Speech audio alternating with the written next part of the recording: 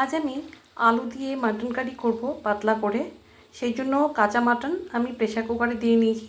তার মধ্যে লঙ্কার গুঁড়ো, আদা, কাঁচা লঙ্কা, রসুন আর সামান্য পেঁয়াজ বাটা, নুন, হলুদ সব দিয়ে দিয়েছি। দিয়ে আমি দুটো আলু ভেজে রেখেছি কেটে, আমি সেটাও দিয়ে দিলাম।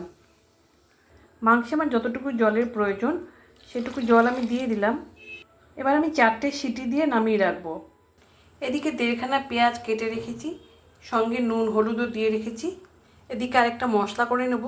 তার মধ্যে আদা, রসুন, কাঁচা লঙ্কা বাটা, দই আছে, টমেটো আছে, ধনে, জিরে, কাশ্মীরি লঙ্কার গুঁড়ো আর সামান্য স্বাদ মতো লঙ্কা, শুকনো লঙ্কা, ঝাল লঙ্কার গুঁড়ো দেওয়া আছে। সাথে নুন হলুদও দেওয়া আছে।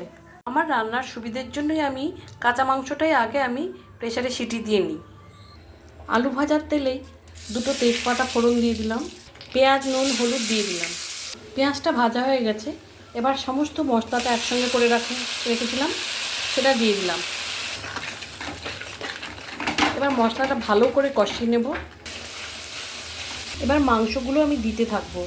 সমস্ত মাংস আর আলুগুলো দিয়ে এবার ভালো মতো কষাতে থাকবো।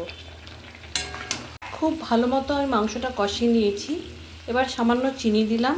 মাংস সেদ্ধের যে স্টকটা সেটা আমি পুরো দিয়ে দিলাম।